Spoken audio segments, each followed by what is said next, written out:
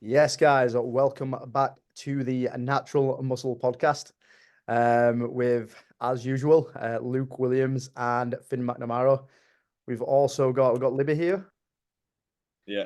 That's it. Libby's in the mix for some first timers advice. Advice from what we'd kind of give from advice if we was going again as a first timer or as a novice competitor, and also some questions that have come through from some of you guys, what you're asking if you've never stepped foot on a bodybuilding stage as of yet, and hopefully some helpful like take homes and some tips we can give you from our experiences, or also like other competitors and things we may not have considered, which you're kind of like would look at, and like whether we cover like posing, approach into that, various questions, which should just make you feel a little bit more confident going into your first season as a novice or first time competitor. So going to go a little bit of an unorthodox approach with this. So we'll actually kick this episode off with answering some of your questions, because then it will allow us to kind of like branch off and go through into a bit more depth into what we think is like good advice as first time competitors. So we'll actually kick things off with our first question through from the Natural Muscle Podcast. I think we've got this one from Dino, I believe, Finn. So do you want to kick things off with the first question from there? Yeah, so Dean, who he sent a question every episode, so he's an ardent supporter. He was just, I suppose, was kind of starting at the end here a little bit, but he was just saying, what's your thoughts on a first timer being prepped slash coached slash advised by someone who actually hasn't done a bodybuilding show themselves? So obviously, the very short form answer is it's clearly not a good idea. Coaching isn't something that you don't have to be like the most shredded or the biggest person on earth to be a good coach, but you certainly have to know what is entailing when you're taking someone through a certain prep for a bodybuilding show or powerlifting programming. If it's high rocks training, if it's sport specific, if it's rehab, whatever it is, you need to be qualified. Obviously, there isn't a qualification per se for bodybuilding preparation. However, you need to understand. And I had this conversation with someone actually at work this week because he's going to do next year as kind of his first time as a team. And it wasn't like against him, but he was talking about he's just done like a little tidy up with his new coach that he started with a couple of weeks ago. And he was just kind of saying when we were on about like just how you feel towards the end of the prep in terms of energy levels. He was like, well, oh yeah, I wasn't too bad. So I just kind of said, well, I'll stop you there because you didn't get like stage lean. Like you weren't anywhere near. Like doing a diet as he has, like he's got pretty decently lean, but you'd probably take 20 pounds off from where he finished. And that wasn't at him. That's more of an indicator of like what the subject is. Like if you've got a coach who's, taking you through this, even if they, usually these coaches are like the ones like the bit more old school ones have probably been training 30, years or so. We probably know training inside out. We know nutrition inside out, but those last few weeks of a bodybuilding prep are completely different to anything you will do. And as a coach, you've got to understand someone going flat, what you can do around that, how to manage stress, how to give advice around, if they're struggling with adherence, if they're struggling with sleep, if they're struggling with that. And if you've never been there, it's all right if someone says, oh, I'm checking, like, I'm absolutely done in, like, I'm waking up at like 2, 3 a.m. naturally and I can't get back to sleep. And you're just like, oh, well, just go to bed, whatever it is, because you're just like, oh, well, it's something they're doing wrong. Rather than understanding that might just happen on prep, unfortunately, if you're very, very, very lean. So yeah, my excuse for anyone doing that, there just isn't one. Like, you shouldn't be prepping someone if you've never done a prep yourself. Like, it's absolute lunacy. And I'm a big one on that in just terms of just general coaching. Going into, like I said, a big one for me was sport specific. So my degree is in strength and conditioning and rehabilitation. So basically, it's working with elite athlete and working in elite sport, and it's essentially, in layman's terms, it's PTing for top level athletes. You have to have a qualification. Like, you can't just do that. And I have seen people, previous PTs at my gyms that I've worked at, and people online who are coaching athletes, And I'm like, what are you doing? Like, basically getting him to do bodybuilding style training for a sport. Like, that's not what sport specific training is. Sport specific training, we're not going to go into it, but it's completely different. Now, if that athlete has come to him and like, oh yeah, my sports coach has said you need to be 5 or 10% bigger and heavier and stronger, then yeah, potentially you might do a hypertrophy block with them. But you're not just going to be like, oh, I'll do a widowmaker on the leg press for a a track sprinter. It's got absolutely zero correlation. So it's the same with bodybuilding prepping. If you have no idea how it feels to be that way, you don't have to even be a champion. Just at least have done it once. So like I say, for me, it's just something that it should be very obvious. However, I do see it, and I've also seen it with posing coaches. And I know I did a joke story about this a couple of weeks ago, but I got a lot of people replying to it. No one I know personally, but I've seen someone in my gym who's never competed, and he was taking his mate through posing, his mate's potentially thinking about doing a show, and giving him tweaks on how to pose. Now, again, you don't know what it's like to pose because you never posed on stage. And I know, he might say, well, a side chest, we can all do it. Well, yeah, maybe, but that's like saying, oh, a diet, a fat loss phase, a fat loss phase. We can all prep someone if we can get them, lean for a holiday in 12 weeks. And we know we're completely different things. So having these people telling you what to do is just not going to help you. And the unfortunate thing for a first timer is you probably won't know any better, because why would you? Like, you've never done a bodybuilding show. You're trusting this person who might already be your coach, say, and you were just a lifestyle coach. But then they'll be like, oh, yeah, I reckon I can prep you if that's what you want to do. And they don't have any experience. So, unfortunately, the first time, as is going to be a running theme throughout this podcast today, is you don't know any better. So, it's not necessarily your fault, but just try and do your due diligence. I imagine, Luke, your opinion is going to be very similar to mine. Yeah, so like in terms of going back on the actual the question as a whole, you're not going to know how that actual process feels if you haven't gone through that process yourself. Obviously, the more you've gone through that process or took others through that process, the more you will understand both how it feels for yourself, and also like every individual is going to act different at different points. There may be some people will have a different genetic set point where they're leaner and they feel fine, whereas one individual will feel absolute trash. So that as well, like having the approach of working with different people and understanding different people's kind of like mindsets and approaches into this. And like, as you've said, I'm not like a S&C coach. So like if an athlete came to me on specifically like running or like football, like to improve their actual sprinting work, I would have to basically I'd pass them on to someone else who would know that, because that's not my kind of like field to go on. And I think now, because of like social media, a lot of people think, yeah, you know what, they're coming to me because of that. Like I can do that. And it's like, it's okay to, as a coaching standpoint, to kind of like hold your hand up and say like, no, I'm not qualified to be able to do that. So I'd say from a first timer, if you've not got, say, a coach yet, like reach out to someone who has been there before, who has either been there himself multiple times, or he's took other people there, but he's ultimately gotten to be there, because someone who has gone through that process multiple times, they will know how that feels like when you're low on energy, like you've said, Finn. When you're lean, but ultimately, like a diet is not the same as a bodybuilding prep. Like contest shape, we go into the extremities of low levels of body fats, and that's why we're not going to be there for a long period of time. It is simply just to get in show level of condition.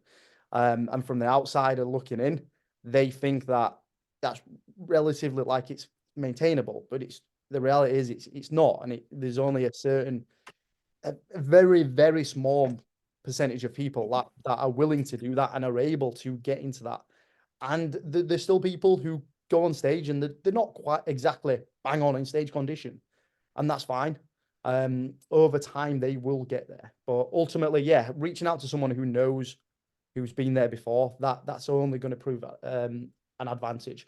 I'm not saying those who haven't been in there don't have the ability to do so, because ultimately they do, but knowing how that feels and how to kind of like approach different scenarios based on that, it's almost going to be some form of pissing in the wind. And ultimately, as a first time, like Finn, you've already said, you're not going to know your stage weight bang on. You'll be working towards that. But you don't want someone who's going to just run you down into the ground, because we want to be leaner, but then you got the sacrifice of running a little bit flat to do so. So yeah, as a first time, I definitely reach out to someone can take you through that journey who has been there before, because it's only going to prove beneficial. So yeah, if you've got someone there and you've built a good relationship with them, but they've never prepped you for a bodybuilding show, reach out to someone else. They won't be offended. It's something I've done before. I was working with a lifestyle coach and one who was a close friend to me, and 8 weeks out prior, I was like, well, 10 weeks that, like, I reached out to Bob Waterhouse, someone who's competed multiple times before, someone who's took multiple athletes to stage before, going through the same process. Because yeah, that would have worked. Obviously, 8 weeks is not a long period of time to work with someone, but ultimately his processes and how he knows how I'm going to feel is going to be much more relatable to someone that has not been to them levels of body fat before. So yeah, definitely say reach out to someone like who has been there before, because it's only going to prove beneficial, like you say. Anything you'd really add on there, what we've not covered, or pretty much wrap that up, really, haven't we? Yes. So for I'd say this could probably lead on to a second topic in terms of self coaching, which we'll jump onto in a minute. But just as a finish off of that, I think back to where I was in 2016, my first ever prep with Damo, and I think what I knew about just generally coaching. Anyway, I'd only been in the industry 6 months by the time I'd finished that prep. I know maybe that's me, being a bit ethical. I did not offer or advertise myself to then be a prep coach.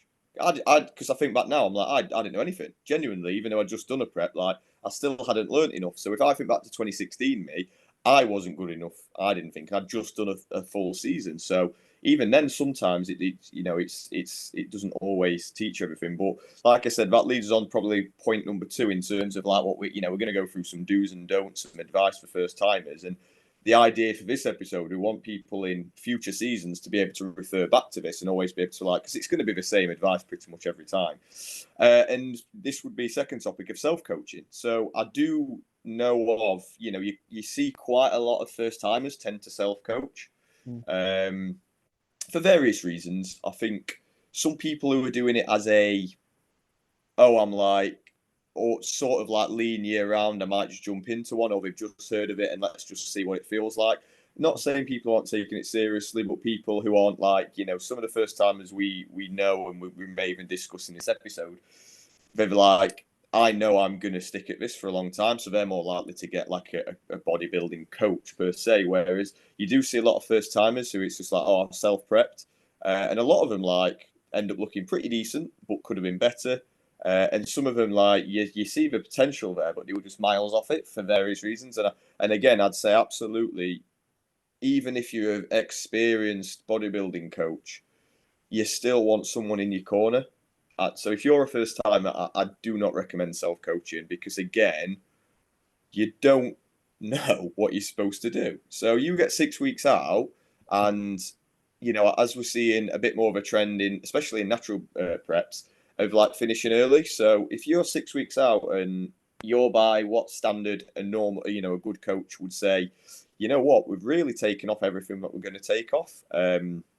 So now is actually a time to not really push that much more. It's about just almost holding, potentially filling, and digging a little bit in terms of just like little refeed. Okay, let's drop that back off and just trickle in basically into the show. Like we're seeing, with the MBW being what 5-6 weeks out tomorrow. There's quite a lot of people who have said are prepping who their coaches have put a post up saying, yeah, we're done with fat loss.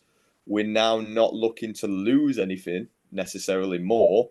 We're just going to look to freshen up and to feed up into the show, reverse, whatever you want to say. So as a first timer, you wouldn't know that. You'd continually dig.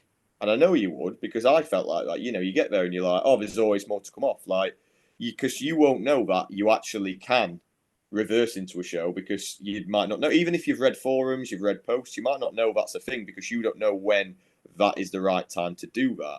So self-coaching is something I do not recommend for a first time. And now there will be an exception. I'm sure someone will find one watching this and be like, oh well, so and so won her pro card self-coaching, and that is the exception and not the rule. I don't know anyone off the top of my head who achieved a hell of a lot first time go coaching themselves. And I think that there's a lot of things that go into it in terms of your own decision making. And Luke, you can touch on now where is your mindset as someone who's prepping, and then imagine putting yourself in the shoes of you then had to make your changes based on where your mentality was then, Luke. Yeah, I think as you've said, like leaning into obviously, let's say if the MBW now, like 5 weeks out from there, like you could be at the point where you think, yes, ultimately there is more. You'd think like there is more to come off, and then you just continue and dig and dig and dig into a hole, and that's what you can want to do, really. So I think, yeah, you never know when to stop. And I think, and even you'll know this now as well, Finn, like you've got like you're doing a mini cut, like just for like pull off a little bit of body fat and then to allow yourself to go for another like long gaining phase. But I'm sure when you're in the depths of it, you're like, I could pull a little bit more off. And that's when you're not even at them low levels of body fat. It is very easy to like when you're at both ends of either phase to like think, oh, I can continue pushing or I can continue digging back down. But it's kind of like a balancing act, really. Like, yes, you can get a little bit leaner, but in sacrifice of what? Um, is that going to improve the overall look? And you're ultimately not going to know that yourself. And there is some people like who will go through that process and there is like methodical kind of thought process behind that. But for the vast majority of us, there's zero rationale behind what we're doing then. It's just a case of, right, okay, chasing that scale weight loss. It's like new low will bring new condition when you're in that phase. So having to make them decisions for yourself when your mindset's in that place and you've got minimal energy anyway, because all you're doing is trying to almost just get through the day, get through to training, do the work tasks you've got to do and so on there. Your thought process behind what you're doing and your decision making isn't going to be where it is when you're on, say, like a surplus of calories, because you've got abundance of energy available to make them informed decisions based off kind of rationale or data as as they want to say these days. So yeah, having someone, even those who have self-coached and done well from this, they have someone there in the corner to actually guide them through the process. Yes, they are ultimately steering the ship and they know how their body responds and so on from there. But I would say they've been through the process, they've been doing the bodybuilding process a lot longer than most, like first timers who step through onto stage, rather than those who've been training like a number of years. But yeah, there's so much to think about when it comes to kind of like managing fatigue. And it's more so, could someone do get the first 20 pounds off the prep by themselves? Yeah, 100%. But it's when it's coming towards that last 10, 15 pounds, that's the nitty gritty, kind of not sacrificing a little bit of fullness for a bit more condition, knowing when to feed up. If they think, yeah, I feel fine, but like they feel that they're ultimately trash, but they've felt trash for a while, so they think that's the norm. Knowing that based on like performance markers, knowing what the expectations are, and also like a big thing which you touched on in the last episode, Finn, is like training. Like that is going to be the main point we want to focus on to retain muscle mass. But if you're so hyper focused on trying to get the scale weight to come down, that training's not even at like, it's just a case of ticking the box, but we're not looking to either progress or hold on to numbers there. If you are someone that logbooks, then yes, you are going to like maybe drop down in scales. But if your performance is suffering, at what risk? Um, so yeah, definitely have someone there. Like for the first time, if I could like say go back, I'd have gone back and worked with a coach a lot longer beforehand. Obviously, things didn't go that way, and it got my kind of feet wet into competing. But if I were to go back, it'd be a case of yeah, definitely working with the coaches as early as possible. I think, yeah, the more time and the better relationship you have with someone there, the better understanding they've got to say how far they can push and pull you. But you won't know that when you've, like I say, your energy levels are really, really low and all your focus is on trying to get towards that show day, especially when you're in the latter weeks. Yeah, absolutely. And one thing I'd say, and I don't necessarily want to sound bitchy. I'm just going off. I've been to many shows in the last 8 years as a competitor and as a audience member, and I would say the vast majority of people, and we may see it at the MBW next month, a lot of the people who do self coach, I'd say on the whole, on in good condition, because they've only ever experienced maybe being lean for a holiday, or maybe photo shoot lean, which we know, for some people that might be another 10 to 20 pounds you take off to get stage condition.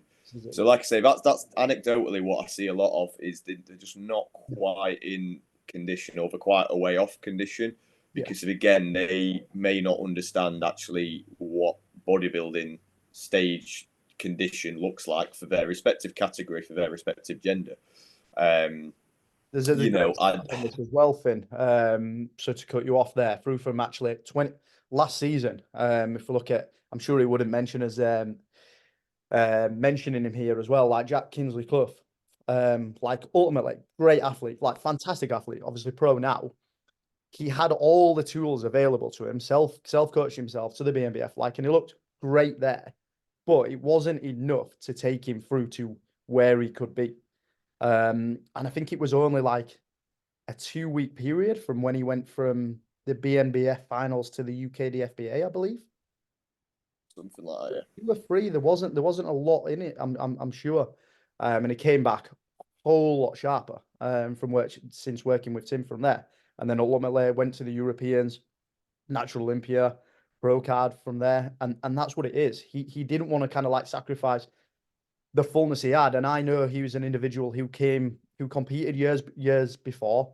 He was a lot heavier. He had a lot more stage weight then, but he wasn't as conditioned. So it meant having his stage weight come down for a vastly improved look. And if I believe rightly, I'm sure he was an individual. He was eating less before, went to his coach, his food went up, his expenditure went down slightly. He didn't realize how much of a hole he was in, because that's just what he was doing to get into condition from them. Really just allowed him to freshen up, drop body fat in the process, and yeah, vastly improve the look. But even as like a fantastic athlete and someone who's coached himself and been in the game a while, he was still kind of second guessing himself. And yeah, he reached out to a coach in a matter of weeks, vastly improved look. And this is a genetic kind of like the top end, obviously, like a pro, like a natural pro. But even those at the top end, they still need coaches to be at the best of their ability. So no matter, like, especially as a first timer, it's only going to help you look. Like if you've got that investment of it, well, if you're able to invest, I definitely say that. I mean, you're investing into the sport anyway. You're investing into your health and fitness into this game, into this sport you love, for the love of training. The investment that goes into a coach is only going to improve and help your bodybuilding process. And not just think of it as the short-term investment for your prep, but the knowledge and understanding of yourself, and what will go on towards like years to come. It's only going to allow you to kind of like leapfrog rather than just kind of second guessing for years to come, really. Yeah, absolutely, mate. And I think, like you say, if you're going to go through a commitment of a prep, you want to do it right. So make sure there's just someone with experience to help you. And I'm not saying you can't self-coach in future seasons, but definitely for that first one, I'd say it's a must, just because there are so many aspects of it that you will be completely alien to. So like I say, I just don't recommend it at all. So if anyone is now, don't worry, don't stress, especially if say you're doing a show in 5 or 6 weeks. It's not ideal, but someone might take you on last minute if you're really going to flap now. But if not, if it's last few weeks, just do what you need to do, and then maybe if you've got future shows later in the season, potentially get someone's contact details and go from there, or maybe think, okay, next time I know I should get one. And like I say, just certainly just think about it. If you're going to then either prep next year for the first time, if you're not already, I'd say get with a coach ASAP, realistically. So yeah, in terms of another one, a good topic, and I think it really goes into, we can delve into this. So Zach, who works at my gym, He asked, what was the biggest lesson from our respective first shows? So obviously last week's episode we went into our very first, seasons and like what we kind of didn't do. So I suppose a lot of that we kind of covered in there. But for me, if I'm going to be into what was the biggest lesson I took from that first show, so that men's physique one I did in Scotland. As I said, for my journey, that was the first ever show I went to, never mind competed at. So everything was new to me. I think if I was to look back now, I think probably the biggest lesson was, I'd say, I think actually it went quite smooth because I didn't really have any nerves, as I say, so I wasn't like overly nervous. I was in good nick, I placed. I wasn't miles off it. I enjoyed the day. I really got, I was, bouncing around. I suppose the thing for me would be posing. My posing wasn't great. It was enough to place and show off the physique that I had.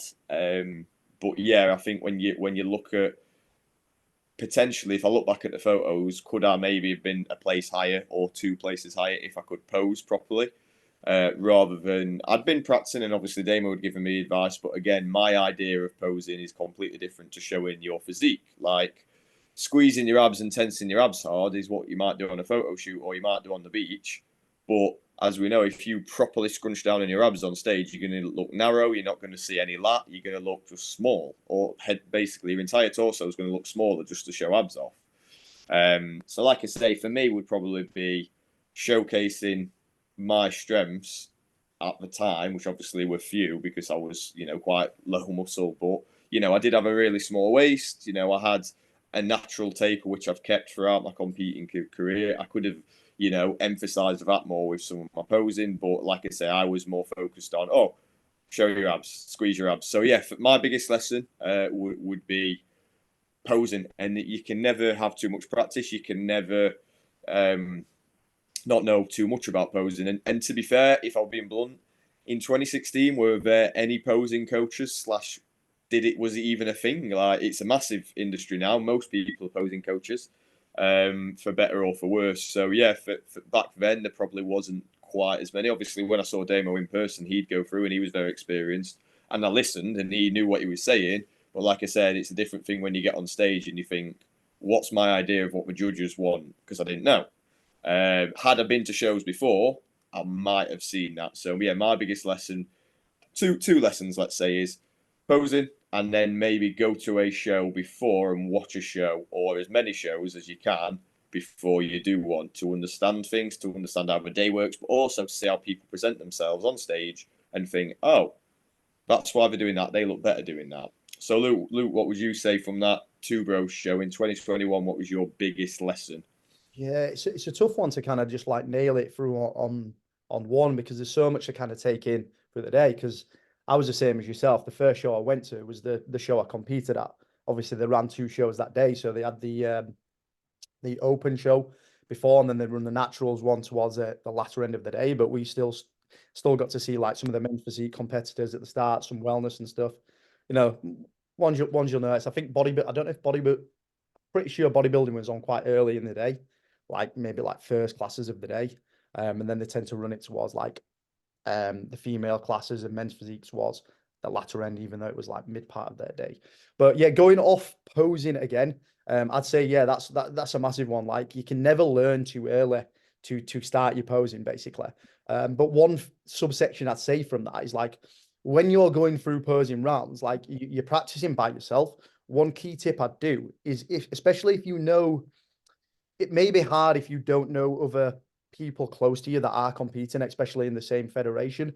But if you can, especially now with the sport growing, if you can get up there with other competitors or like prior to actually first time getting on stage, other athletes, whether they're in like deep in the off season or not, just going through rounds in your subcategory, especially like with bodybuilding, you can go through multiple rounds going through.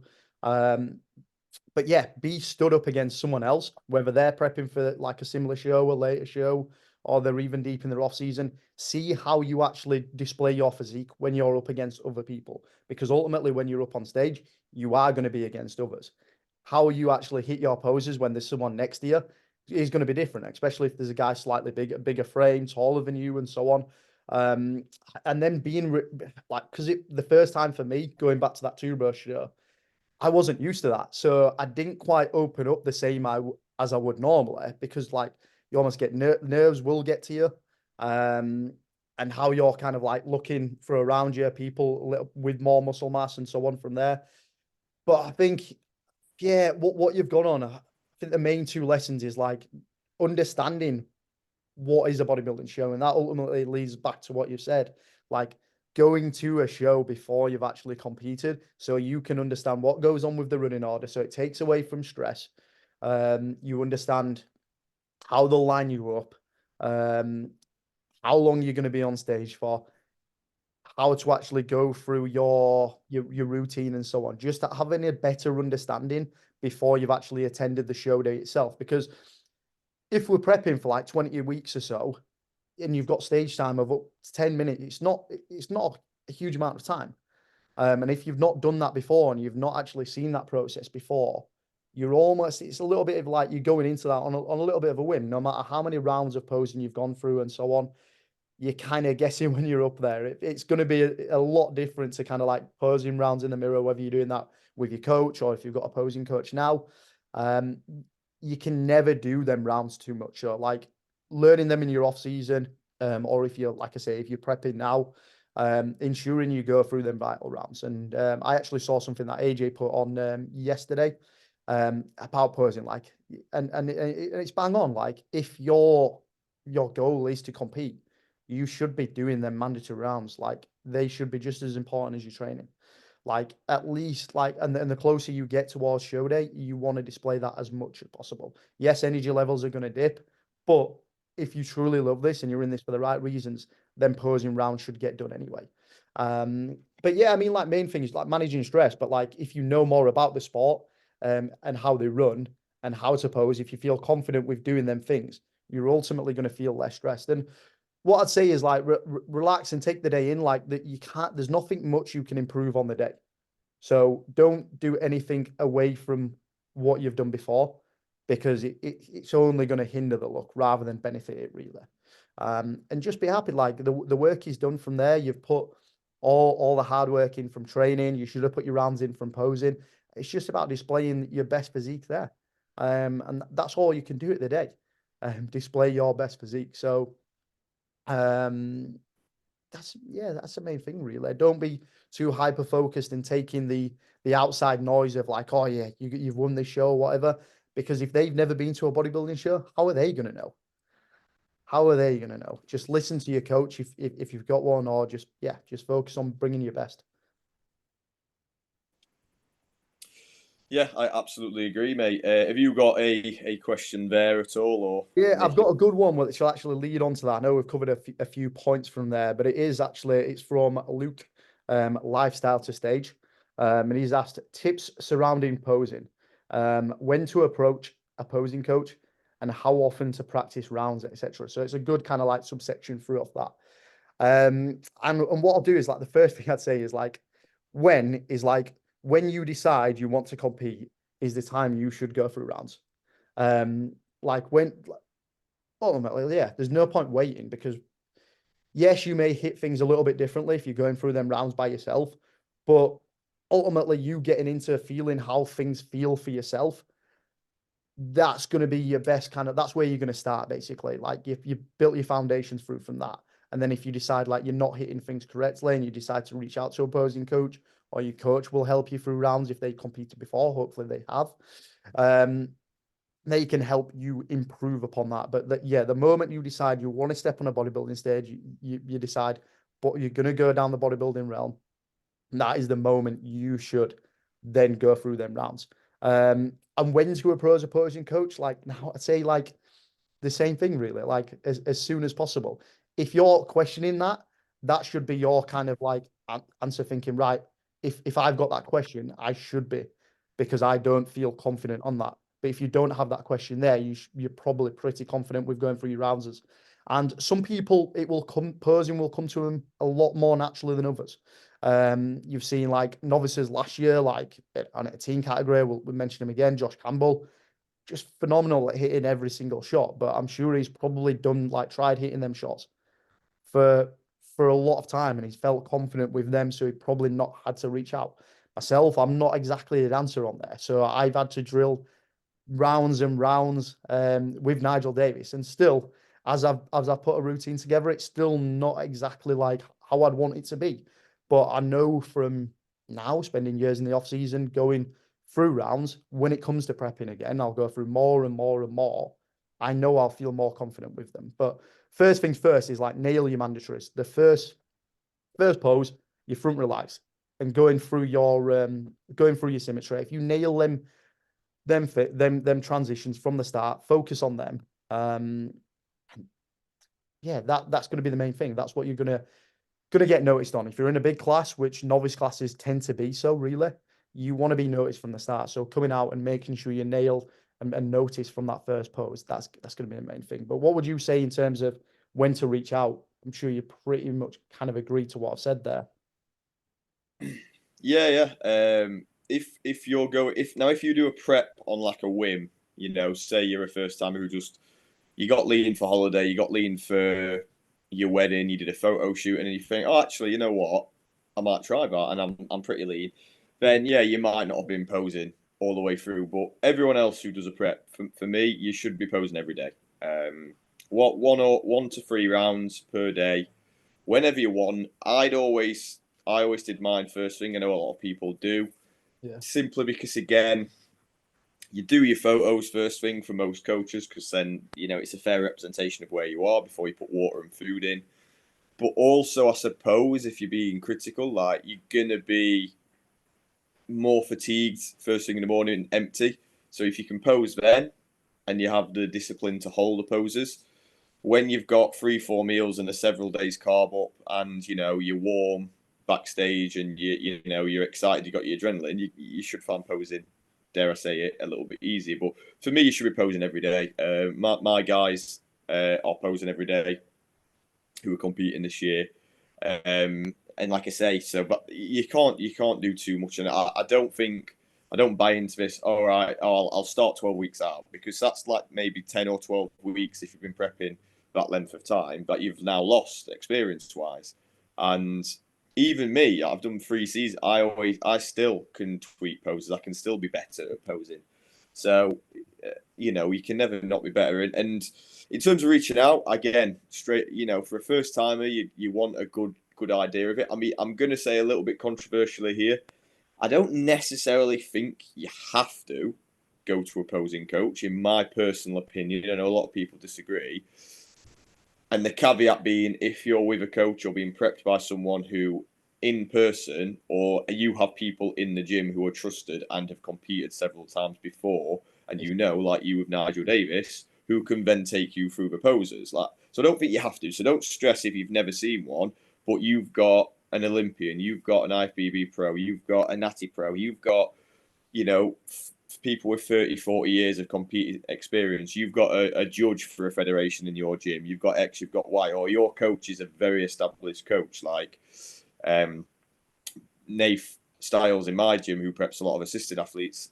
He, he's a top-notch coach. He will get people down. Obviously, his missus is a posing coach, fortunately for him, but he knows posing inside and out. He's been doing it years, so he will help people on the gym floor with that themselves. So like I say, you don't have to, but certainly it's probably advisable, and certainly it's become an industry because I think there's definitely a need and a good niche. And there's definitely a market for it. So if you're going to do it, again, don't wait until 6 weeks out. Do it as soon as, and you don't have to go to one every week or every month, even just, every however much you feel you need it and you think it's valuable to you.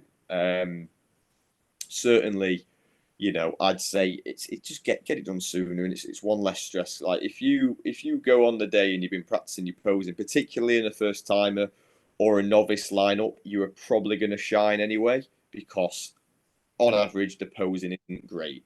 And it's just because everyone's a novice and you don't expect it to be polished.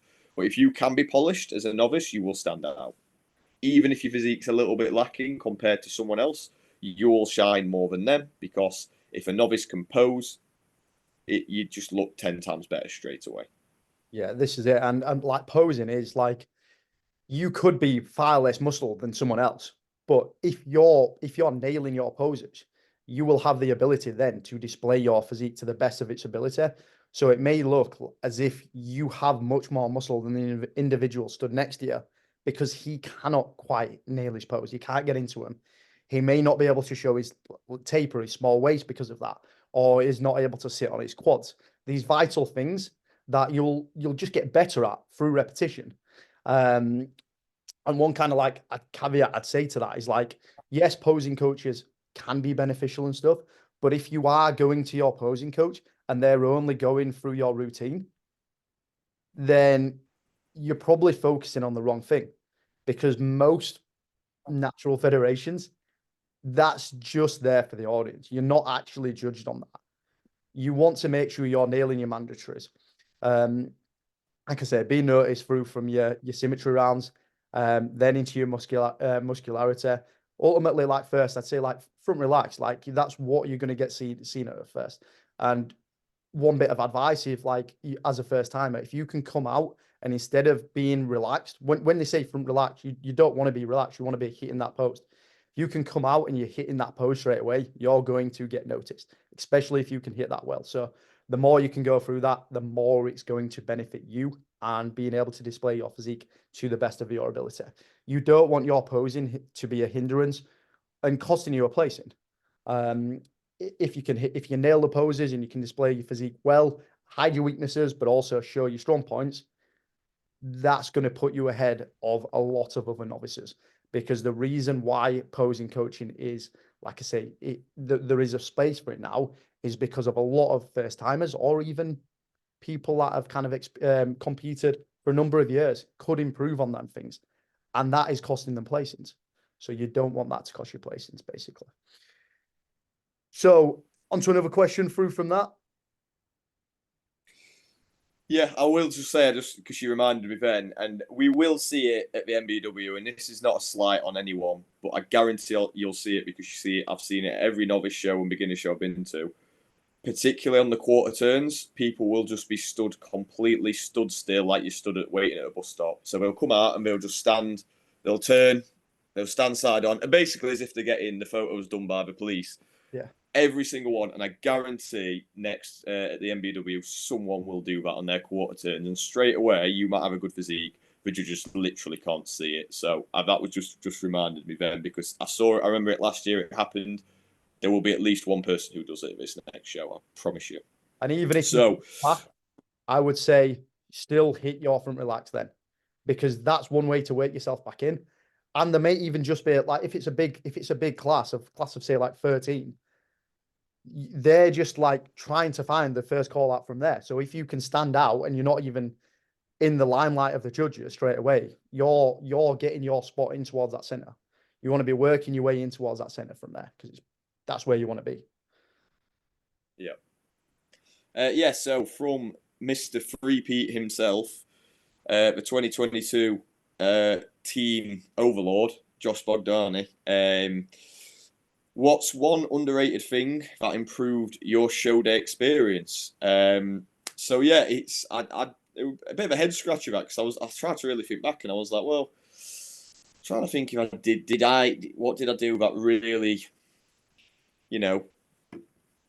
and you could go into little basic stuff. So this isn't the one thing, but if I was being just listing off a couple of things, one thing could be a neck pillow, or at least something to put your head on, because obviously a lot of the time it shows you are laying down, putting your feet up, and a lot of them are on cold or tiled floor or not that comfortable, and you end up laying on your bag, which might have food in. You don't want to be laying on a pack of rice cakes. It's not going to feel nice. So yeah, potentially like a pillow, or just a travel pillow might be worthwhile. That's not the one thing for me. That's something I've thought of. But what underrated thing that enhanced my show day experience? I think for me, an underrated thing, and it might sound really obvious, but actually, if you do shows, not many do it that way. but being able to actually watch the show whilst you're in a relaxed place. So obviously you can watch the show by all means, but if you're in the auditorium, you're sat bolt upright in a not very comfortable chair. You can't put your feet up. You're crammed in. It's dark, so you might not be able to see if you're like getting food or stuff like that. And it might be a bit warmer, usually is in the auditorium, so you don't want to start sweating and things like that. So yeah, you can watch the show then, but then you've got to think, right, when do I go backstage? Rather than just finding a spot. And this is what I really liked about the finals, the UK FBA finals in 22, and the venue that they used, and unfortunately not using this year, but it was probably quite expensive at the Athena in Leicester. The backstage area was actually the upper auditorium. So like what we did, me, Craig, Con, Pete, a few others, we all just got on a big table because they just have tables and chairs up at the top, and we just put all our stuff there, got a big table, and you watch the show. So you're just chilling. It kills time, because if you're backstage with your headphones in and you're second to last class on, the show starts at 11, you might not be on till 6 or 7. Like, with all the will in the world, what are you going to do for 7 or 8 hours? Like, I can't sit still for 7 or 8 hours. I need something to occupy myself. Now, you could watch something. Yeah, you can, but obviously, the Wi-Fi might not be great at the venue, and you might end up, battering your phone's battery, something like that, and there might not be a charger nearby. Just first world problems. So watching the show in those finals, the day went like that, and I wasn't thinking. I wasn't clock watching. I wasn't constantly like getting up and pacing around, like basically just like a caged animal trying to kill time because you had loads on you. You just watched the show, and I really enjoyed it. And then that was my most relaxed show day experience ever, because it was like, oh right, we're on in three categories time. I'll have my meal. Oh right, we're on in 2. I'll get ready. I'll put my trunks on. Right, we're the next category on. I'm already in the pump up room. Like, sound like. So for me, I'd probably say that was quite underrated in terms of enjoying a show experience and watching it, because it puts your minds at ease to where the show is, rather than constantly, and this, asking, bless him, someone like the BNBF, like a Northern, constantly asking Chris Edge, how long do you think it'll be, mate? Every half hour. And he just, by the end, he's like, I don't know. And he's quite blunt, and I love him. I love him for that, because he's just straight up and down, and he'll just be like, no idea. Like, stop asking me. So, like, it's better to be actually able to watch it and to be like, all right, yeah, I know where I'm at in the show, rather than being in, like, the underground changing room like we were at the Northern. It was miles away from the auditorium and the stage, and you had no idea. You'd constantly like, oh, what category are we on? Who's on now? Asking people coming back in. How quick's it going? So for me, I'd say it doesn't sound underrated because it sounds obvious, but most shows you do, you'll find you can't actually watch the show and be chilling out in the same place. So I'd say that was probably underrated. Other things, just randomly, just to get before you get into yours, Luke, would be having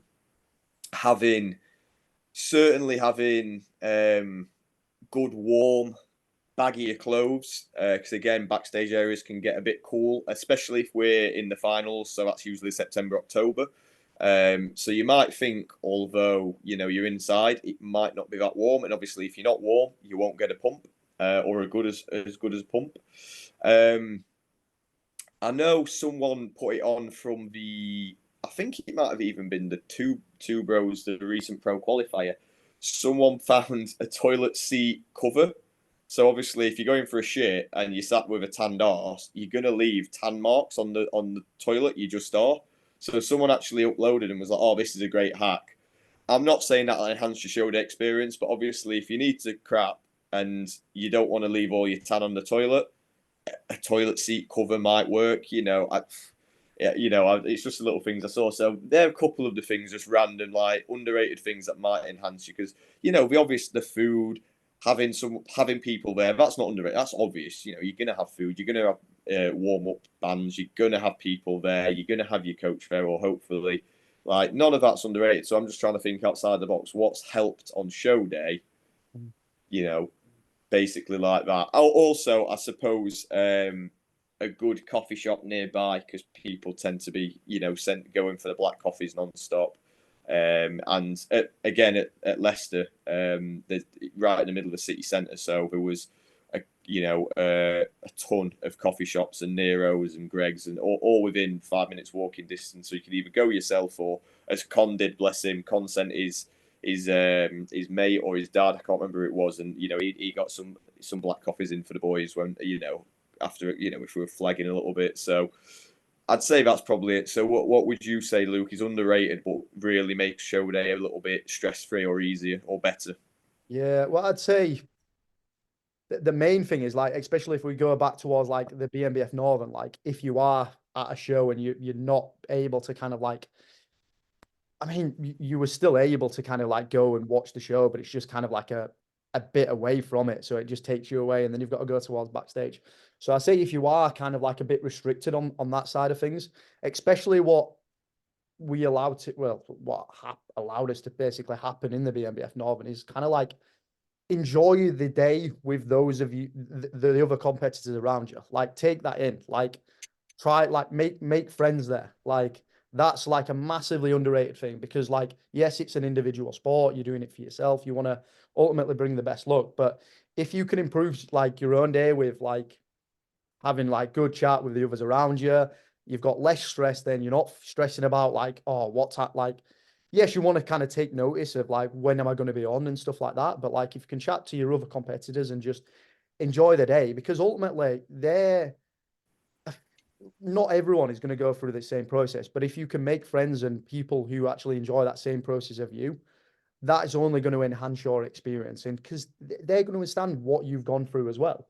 And if you can either help their improve their day and their show day experience, that's a massively underrated thing because you look back on the memories and not just of the actual show day itself, but the actual time and the day you had there because you could be there at a show 8+ hours. You don't just want to think about the short amount of time you had on stage, but the actual good crack you had with those people around you for on that day, because they're the memories you're gonna like look back on as well. The actual show day experience, like how was the day as a whole. And just watching it, I mean, we was watching the United game like backstage, waiting for the evening show. Having good crack on that. Like I know you and Craig, United. I think you were United Liverpool at the time, wasn't it? Arsenal. So, yeah, United Arsenal. So just having a good crack about that. I know for some it might be like add more stress, watching watching the team before going on stage, but if you can kind of take that stress away by like having a good chat with those around you as well, and that's one massively underrated thing as well. Um, and then yeah, even just kind of going through some rounds beforehand.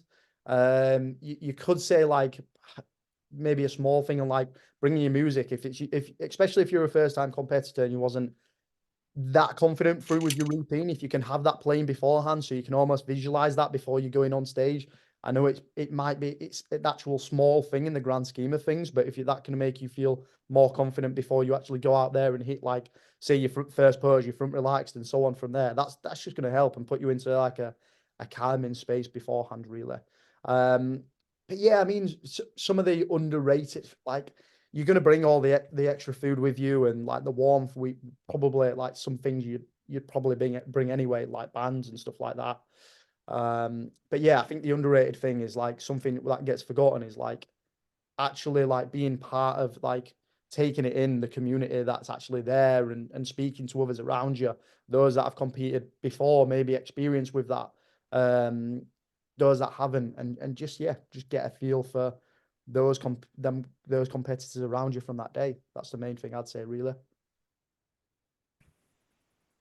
Yeah, definitely. It's a great point that, and as I said last week on that episode, there's still people from 2016 I'm still in pretty regular contact with and good friends with. So that's a big part, and that's what one of the big parts I really love about the natural scene is everyone gets on that bit more, in my opinion.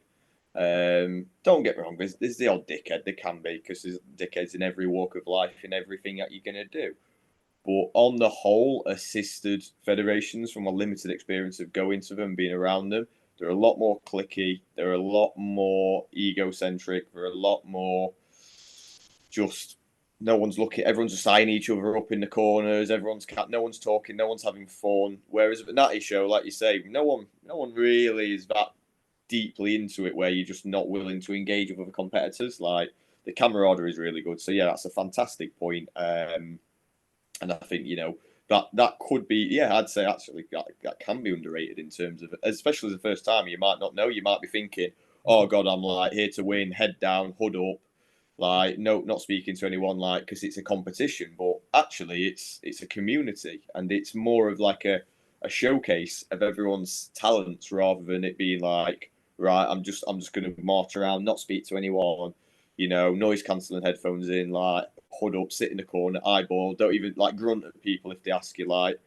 it's not about that. We know that. So yeah, certainly. And good music is always helpful. I had a couple of go tos for like once I'd found my position backstage of just kind of then relaxing.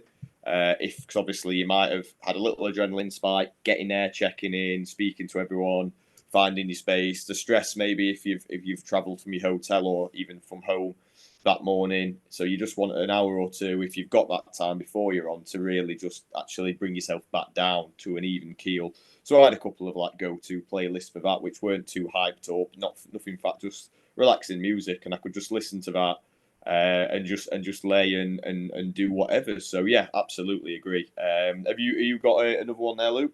Yeah, so I've got Question? another couple coming up, and this is one. Don't really know how to go with this one, so I'll see what your thoughts are. So from Ollie Hinds, advice and experience on dealing with injuries during this process, because it's not something I've personally experienced. Yes, you always, everyone will have some form of a niggle or so on from there, and most of us will just kind of like manage that the best of our ability. But when like looking at like an injury as a whole, how to manage that through the process depends in terms of what that is. But from an S&C standpoint, what would you really like say from like how you'd actually manage that like through? Yeah, so it'd be certainly based on the severity. Yeah. For me, if I'm being like, if I was to be really just kind of, my opinion would be straight down the line in terms of if it puts you out of action for a decent amount of time, more than a few days to a week, depending again on the severity and the circumstances, how long you've got left in prep, where you're at, I don't necessarily think it's a good idea to either continue prepping or potentially you could put a little diet break in or pause it. Now, the severity would be any sort of tear, no chance. Absolutely no chance. You cannot prep if you've taught. I just cannot see how you can continually prep off the back of a tear, a full rupture. We're talking the worst grade where it's fully come off the bone, because more likely you need surgery. A little strain. I know a couple of people from last year. I believe Elliot Gibson. I'm sure he strained his hamstring halfway through prep, and he ended up, winning a couple of regionals, placing highly at finals, and still looking good for it. And he just rested around it and was careful about his exercise selection. So a strain, a bump, a cut, a bruise, a little something that's not even noteworthy. Like you might have an extra rest day. Yeah, crack on. But a serious injury, I just don't see how it's a viable thing. And without getting into too technical terms, obviously, tendon health is severely affected by where you're at, body fat percentage, and being in a deficit. So if we're in a prolonged deficit and we're very lean, your tendon, basically ability, robustness, let's say, is a lot worse. So actually, your chance of injury is higher. Hence why towards the end, really, when you stage lean, we're more pertinently looking at how can we make sure our training's not getting silly, where we're not going for like a 1 rep max for a deadlift where you could actually like shit your spine out because there's no body fat around your spine.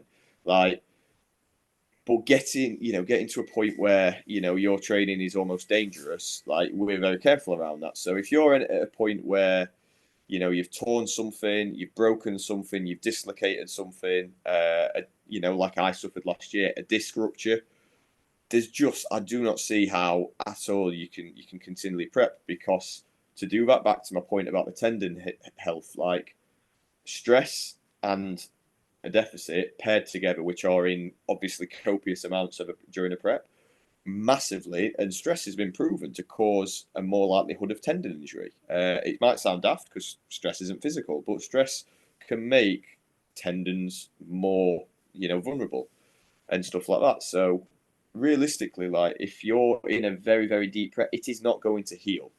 If you rip a muscle and it comes off the bone, and if you're fortunate enough to not have surgery, now if you have surgery, you're more than likely getting told by your doctor, stop doing what you're doing right now.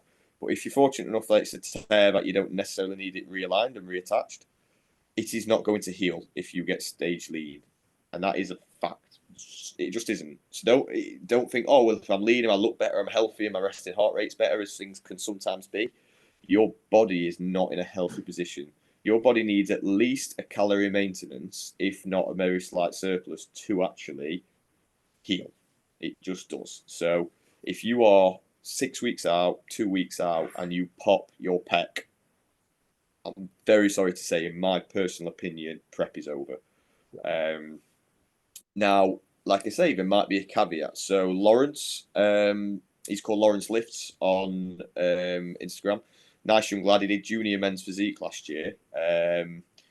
He started off doing his bodybuilding prep for junior bodybuilding, and he dislocated his knee about 6 weeks in, 8 weeks in, and he had a decision to make, and he carried on prepping, but he did men's physique because his leg training was quite well. Basically, it was next to nothing for a while.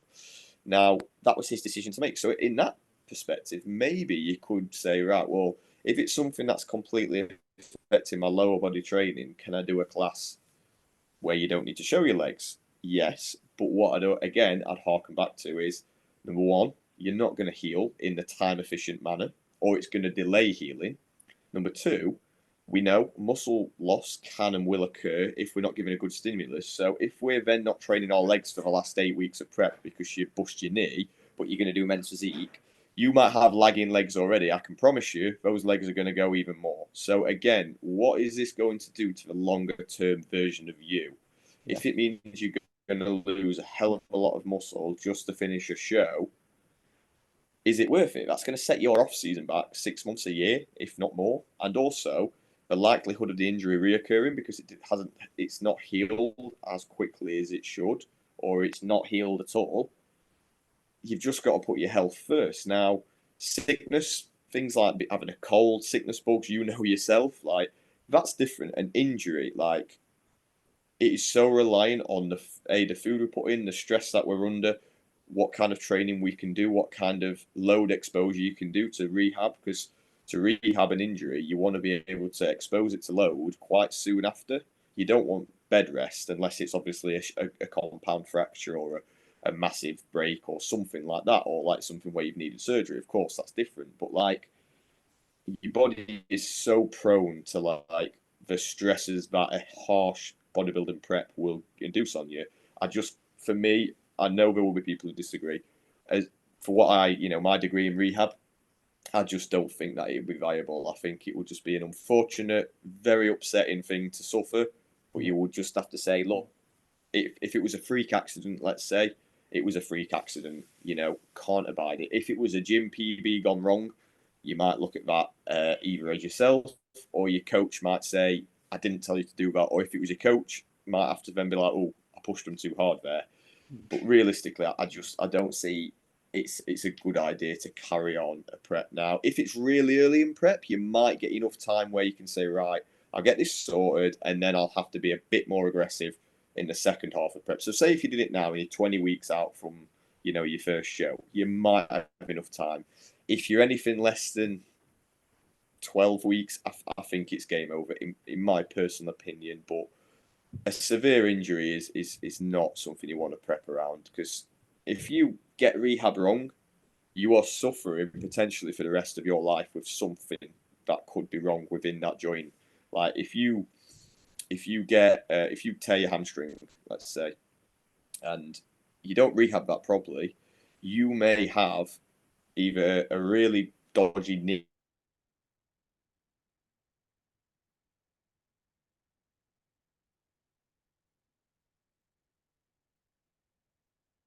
and stuff, like you might not be able to run ever again properly. You might not be able to play five-a-side. You might not be able to do things that you like to do outside of a gym. Like rehab gone wrong can and will sit with you for the rest of your life. I've seen it. I've treated people who their rehab went Pete Tong 20 years ago because the methods weren't there, and they're walking around with a permanent limp for a very, very minor thing. So I know I've gone on, but I just don't think it's a sensible idea. No, I think you've covered all bases there. Really, it's kind of like look at the bigger picture from there, and it's a case of, especially if we're looking through, particularly this episode as a first-time competitor, it's just basically it's just not the right now is not the right time. Then, if you picked up an injury, it's your first time to stage. Now is not the right time because ultimately you don't want to not enjoy the process because you've not enjoyed your time on stage because you've not been able to display the best physique you could have. And I think the majority of you, especially as a first-time competitor, you don't want to just do it to get up there. You want to think, right, I want to be the best I can be there at that given time. And if you're not able to do that because of an injury, it's probably best to take back. However, if it's like I say, it's a niggle you can train around, then that, like I say, generally that can be fine because we're always going to get some form of a little bit of discomfort, regardless of what phase we're in. But when you're, like I say, in the extremities of like in a peak off season, you could probably recover with that a lot easier because you've just got more food around that. But yeah, managing fatigue and when you've got another stressor on that, you just don't want to be doing it really. So you got any more questions on your end, or do you want to kick one off with another? I've got a really, really good one. It's actually from my sister, out of all people, who is not a competitor, but she's been watching it because she's just supporting, being good family. But it's a really good one from a different perspective of a non-competitor. So it's a bit of a long one, so I'll try and be succinct. But basically, as a first timer, how family and friends can and can't be supportive, how you can explain things to make them understand, to help you in terms of their support, and basically understanding the process. Like she was just saying, from her perspective, that first prep, they certainly weren't aware of how restrictive food had to be and how disciplined you had to be. Like you couldn't just say, with a normal diet, for instance, like if you're just getting ready for holiday, as me and you, have many clients who do that. They can have, go on nights out. They can go on meals out. Whatever. It's fine. You integrate it into the plan. You give them a high day. You give them off-plan days. You just basically like, yeah, it's normal life. A bodybuilding prep, maybe at the start. Really, for most people, it's not going to happen. You're not going to go for meals and drinks out. When you're certainly in the business end. Now I know Steve Hall recently put a post. I know he's a couple of weeks into his prep with Cliff Wilson, which will be really exciting to see what they do because, as we know, Cliff gets people peeled, and Steve's always been peeled, but if he gets Cliff peeled, it might be even more so. So that'd be exciting. But he went for a meal out with his long-term partner last week because I heckled him about he said he didn't really appreciate Yorkshire puddings. So, but he's a southerner, so that's on him. You might not know any better. But so he's a big proponent of, he'll have a meal out. He'll have accounted for those calories. He'll have had low calories the rest of the day. Steve's experienced enough. Steve's been in the game over a decade. Steve has prepped hundreds of clients. Like he knows his stuff, but I know come 16 or 12 weeks out, the switch will flick and he won't be doing that. So he's experienced enough to do that. Now, a first timer, probably not, unfortunately. So I think it's a massive, massive important question. Is not just about food, but everything. Try and understand, and we've talked about this all episode, understanding what you're getting yourself into. Because then if you can prepare your girlfriend, your boyfriend, husband, wife, brother, sister, mum, dad, whoever is in your life, more often than not, particularly if you're living at home, because your parents will probably have no understanding, and particularly, dare I say it, female competitors, if your mum or your friends or whoever sees you getting really, really sunken cheeks, like really, really lot of weight loss, they will probably worry about you because, as we know, females tend to suffer a little bit more with, body image related illnesses, anorexia, etc. So you don't want that to happen where people are like staging intervention thinking, oh my God, like we think that you're really unhealthy. And you're just like, oh, well, no, I need to do this because I'm doing a show. Like, and I know several female competitors over the years have posted about that before in terms of their family and friends worried about them. So it's just be inclusive with them. And I think it could even be worth, if you're close enough with your coach, sitting down with your coach on a call with someone who's really important, like a partner or a parent, and talk through. So this is what's going to happen.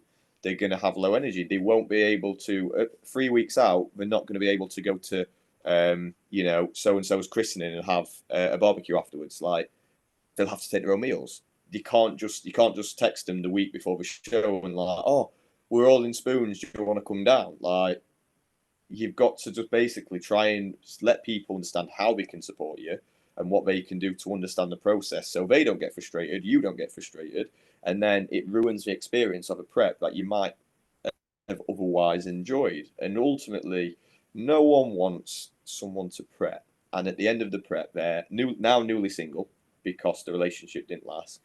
Their friends don't speak to them anymore because, again, they were dickheads to their friends or vice versa.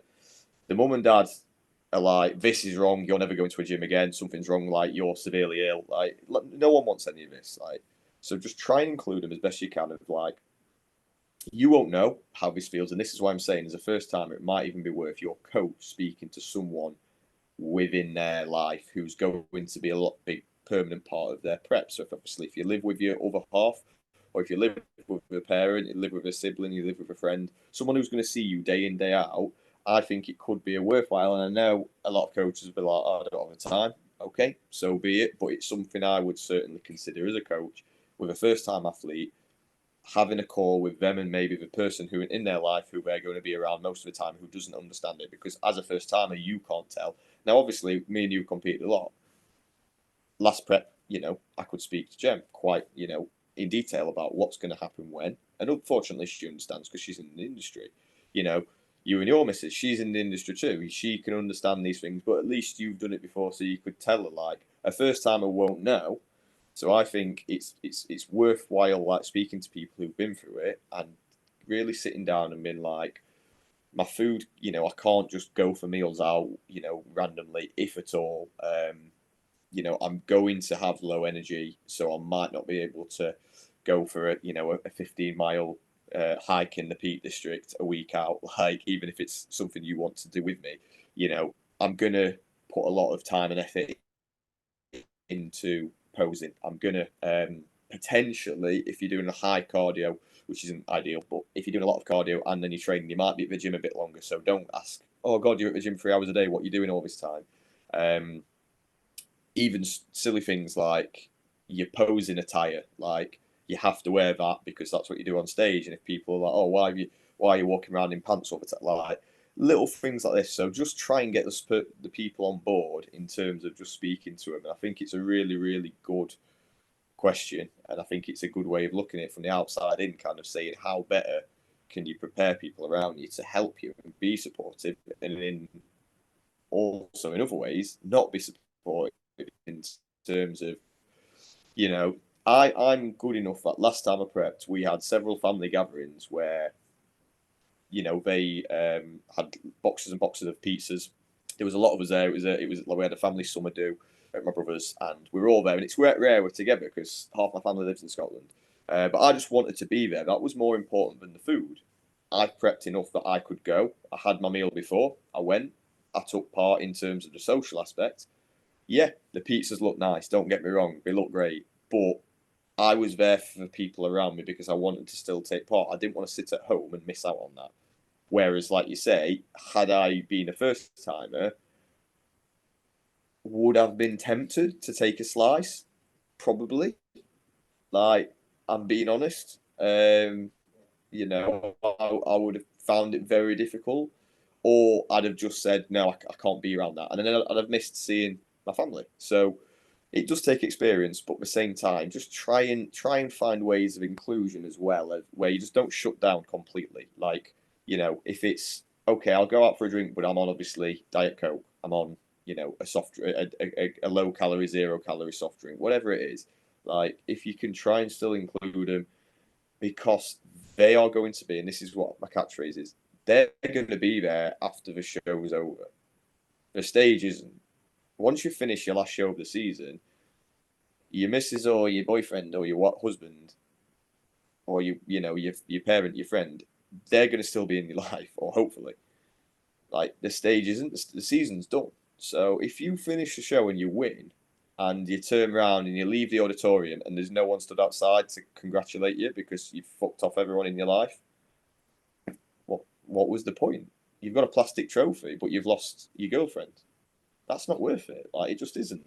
Like, and I know there'll be some people out there who's like, it's all about the winning mentality, but realistically, without getting too deep into it, in natural bodybuilding, like, you're not going to make a career out of this in terms of winning multiple thousands of pounds worth of prize money and becoming so sponsored where, like, like an IFBB Pro where you can get paid by a supplement company to train and eat all day. That's all that you do. You're paid to be a bodybuilder. That's not going to happen. So like I say, just make sure you've still got people in your life after you've competed, because if you alienate everyone, it's not worth it. Trust me, I love competing. I love this sport. I started this podcast because I love it. It is not worth it to lose family, friends, and a relationship over a show. So try and be as inclusive as possible. Yeah, I think, like, going off the back of that is like those, like, explaining to those close to you, and giving them some level of understanding. Like, if you're a first timer, I would then probably, like, either reach out to your coach and ask him, like, he'll have competed before anyway. Ask him, like, what should I basically let those close around me know of? Like, how am I going to feel X, Y, Z? Just don't be afraid to ask questions, because that's also going to, not just for your friends and family around you, but also, like, prepare yourself for that as well. And the more kind of, the further into, well, the more in advance you could let those around you know of that, they will know once you get towards the depths of prep, they're already prepared for that because you've let them know this beforehand. So the earlier you can let them know, right, okay, this is what I'm going to do. This is how I'm probably going to feel. X, Y, Z. You may not feel some of them kind of like feelings. You may be one of the lucky ones that doesn't get that same level of fatigue when your glutes are in. But the vast majority of us, you're going to be a little bit draggy and so on that. So if you can let, like I say, your friends, family, and those around you know that beforehand, great. They'll get a greater level of understanding when it comes to, say, 2 months down the line, when you've got something booked. But I'd also say is, like, you don't have to say no to social occasions just because you are doing a bodybuilding prep. If you truly like are doing these for the right reasons, you will be there because you want to be with those people around you. And I'll hold my hand up. I've been guilty. I've been like, oh no, I can't make it because of that, because X, Y, and Z. But ultimately, like, that's what people will do as a first timer. So, like, looking back, I wish I attended them events. Because would I have still been able to attend them events and still the same meals that I did anyway? Yeah, absolutely. It just requires that preparation, bringing your meals to them events. If there's a family barbecue in the summer or X, Y, Z, and then even if it's with your partner, like, picking, like, date nights what you can go to, like, maybe, like, doing something, say, like bowling, something that's not going to be as strenuous or whatever from them. Maybe just including them on your steps, but not, for instance, going for a 50-mile hike. Um, but yeah, just being inclusive and things you can do, like and also trying to do things for, let's looking at your partner in specific. What do they enjoy doing? That, like, what you can still do is, if your partner probably loves going out for a coffee, take them out through to a coffee shop. Don't forget them little things, because you don't want to look back on that and think, oh, I've been an arrogant arsehole through that time. One thing to note is, like, you're choosing to do this bodybuilding prep. You're choosing to go through them and feel the low levels of energy and so on. But that's required for that certain goal. So don't take it out on the others around you. It's not their fault that you're feeling fatigued or anything like that. It's on you. So just try as much as you can to, like, take a moment. Like, let's say if you are fatigued or anything like that, don't take it out on the others around you, because it's not their fault. Like, you're doing this for you, at the end of the day. And I wouldn't let it take away from the relationships and so on around you. Like, certain things will get harder, and your kind of, like, tolerance to certain things, isn't going to be as high as it is. Like, let's say when you've got an abundance of food and you can kind of like laugh at certain things on you. Certain things may annoy you, but just don't, like I say, don't rash out on other people or so on. Just take it with a pinch of salt, basically. That's what I'd say on the on that side of things. Say anything to add through on that? No, but it's actually it's tweaked something. I suppose it's slightly related, but it's another good do not do in my opinion for first timers. So with post show, now if you've got more shows in the season, if you're just doing one and done, which a lot of first timers do, go and enjoy your food by all means. More often than not, first timers struggle post show in terms of binging, in terms of getting back to an even keel because they've never experienced it before. At my every of the 3 seasons I've done, I got progressively better. First time, I was horrendous. I'll hold my hands up. I binged. I had I went for a very 6 to 8 week period of like super restrictive, massive binge episodes. I did, and I'll hold my hands up to that. And that was no one's fault but mine. 2018, slightly better. 2022, even better. I felt really good quite soon after. Now, if you've got multiple shows, I will say as a first timer, as the second dog appears, this is Harley. Um, he agrees with me. Going at food, if you've got multiple shows as a first timer, I don't think it's a wise idea because I can promise you the floodgates will open. You will go out for a burger, you'll go out for a sushi, you'll go out for a pizza, and you'll go 10K calorie deep. You'll go in because you'll not understand how your body can respond once you start giving it nice food. So I think as a first time potential, I know it's extreme. If you've got more shows to do, wait until you've done your last show before you have that meal out. Now, experienced competitors, I still think you probably shouldn't. However, I know I could have a nice meal, a burger and chips with my missus the night after a show and compete 2, 3, 4 weeks later, provided I'm in condition. Now, if I'm behind the 8 ball, I don't deserve that food because you need more fat to come off. Now, I'm experienced that I did that last time because after the UKFBA Northern, our anniversary was that weekend. So I went out for an anniversary meal the next day and enjoyed whatever I wanted, knowing that I'm where I need to be. And I didn't go silly. And the day after, straight back to it. And I was back to baseline within about 3 days. So, job done. And I got even better for my next show. So maybe, that was worth doing. But I would say as a first timer, if you've got more than one show, don't have an off meal.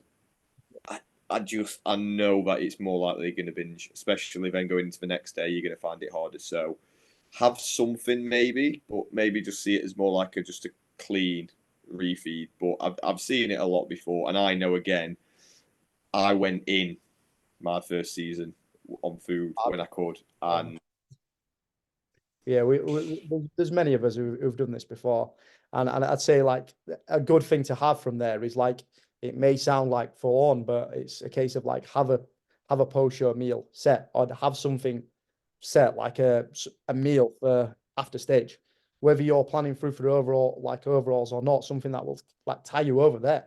The last thing you want is like waiting around a huge amount of time when you're set to having like a meal every 3 hours generally, and you might have had to wait, say, onwards towards 6 hours. You're going to be hungry in that point. But as soon as you start, you don't want to go in and like the floodgates can open. So like have something there literally set.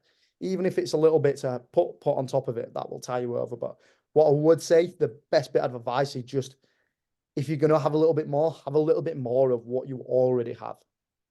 Whether that's a bit more oats, a bit more potatoes, that's going to tie you over and going to make you feel a lot better. Um, especially going off past experience as well, Finn. So another good one through from here would be, I know we kind of like brushed through over part of it, but other than a good coach, best advice when coming in from a completely different sport.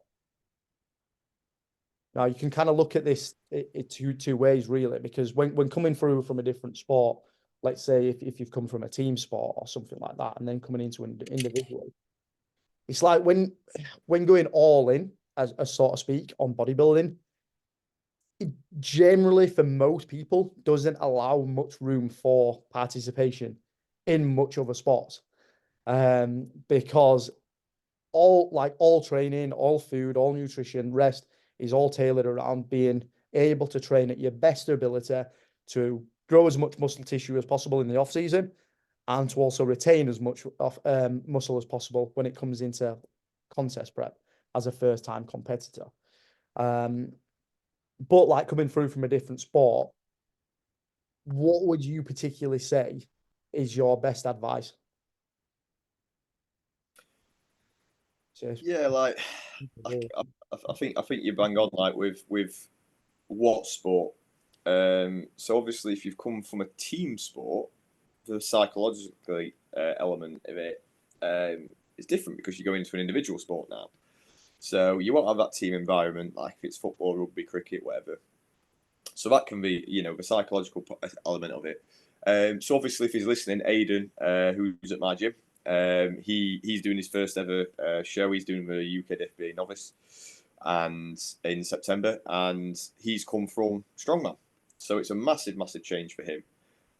So obviously, the big thing for him is training. It's going to be wildly, wildly different, and it has been. It's more hypertrophy focused, and also the body composition. Like strongmen tend to be a bit heavier, a bit higher body fat because they need to be. And he may be more comfortable at a higher body fat percentage than, say, us bodybuilders who we push up to be there. And he's almost like he hangs there. So he might hold that set point slightly better than, say, me or you at the same body fat percentage. We might be like force feeding, sweating all the time, training's a bit lethargic, all that stuff. So it's a completely different mindset. So a conversation we've had at work. So yeah, in terms of coming in from a completely different thing, it is nothing unlike you will have done. There is no, I think, just on the outside looking in, results wise, like if you play tennis, if you beat the person, you win. There's numerical. Like you outscore them. There we go. You've won. Football, you outscore them, you win. Rugby, you outscore them, you win. Like, there's not many apart from like more pageantry sports like figure skating, like example, where you get scored by judges. You're getting judged by others. Obviously, your result on a show is based on what others think of you. There is no numerical like the heaviest person doesn't win, the strongest person doesn't win. Like they don't ask everyone what's your stage weight. All right, you've won. So that aspect of it, you've just got to kind of just get round into that. You are getting judged by someone else. It is not an indication necessarily of your efforts. If you've put everything in and you've done everything as you're supposed to have done, and you don't get rewarded with a win, it might not just have been that you weren't good enough. Like I said, your result is in the hands of a complete stranger. Whereas, like you say, you might have come in from a sport where well, if I put the work in the week, my team wins on the Sunday. Like, because we will be better, we'll be more well drilled, we'll be fitter, we'll be faster, we'll score more. Like, that's just simple. You can out train, you can out diet, if that's a thing, you can out prep someone. But if they look better than you, there's not a lot you can do about that if you've done everything better than them. So that's a big thing. I think the psychological element's probably the biggest thing, realistically. Again, with jumping into a prep off the back of doing a sport for a certain amount of time, is it the wisest? Because if you've not been training hypertrophy, like you're not going to get the best out of it. Like it's going to take you actually a while to find your feet with hypertrophy style training. And if during that time of finding your feet, you're in a harsh deficit and you're losing body fat, like it's actually not that conducive to performance. We want high performance in the gym. So I as I said to him, and I've said to others, and actually he did do this for a little while. He did like a pre-prep last year because he's with a good coach who knows what they're doing. But then he allowed himself a bit of a maintenance / slight gaining phase while he changed from strength to hypertrophy training. Because, as I explained, there will be a supercompensation effect. Yeah, you have your newbie gains when you first start, but you can get something close to resembling newbie gains if you've come from a position of just doing heavy triples, doubles, and singles in just explosive, 1 rep work on stones, on the yoke, on deadlifts, on the axle. if you then go into do a set of 15 on a leg extension, your body is actually primed to grow because it's not had that stimulus. It's like a sponge ready to take all that water. So for him, he did that, and he was like, fucking hell, that. He noticed almost newbie growth in some areas, particularly, if you're coming from a strength sport like arms, dare I say it, maybe hamstrings, plate muscles that they get worked as a secondary. But if you're a powerlifter doing the big three, yeah, you're gonna have a big back, you're gonna have big chest, you're gonna have big quads. But sometimes, like the biceps particularly, maybe not triceps if you're a good presser, but the biceps might be a bit lagging. The medial delt might not be as pronounced as it could be because you're not doing a lot of work there. You're just doing press work. So obviously it's anteriorly focused. So he almost had a super compensation. I've seen that before with others. So I think your training, you should at least have a good long block of hypertrophy training if you've come from another sport. And also the psychological aspects, would I say, are the two biggest things. Obviously, getting shredded and getting in your pants or getting in a bikini, yeah, that you don't do that in a normal team sport or in a normal individual sport, but that's obvious. But certainly the psychological aspect of everything that you do is your own now. You might not be in that environment where you have others around you. And if you come from like a golf or a tennis background, maybe like you're used to, well, the effort I put in correlates to the result. But like I said, you do understand that we are subjective in nature. Like there is no, it's just an individual judge might have an idea, and then the next week another judge might see it completely different. So that's what I'd say. Just give yourself enough time between. Don't do like a rugby season.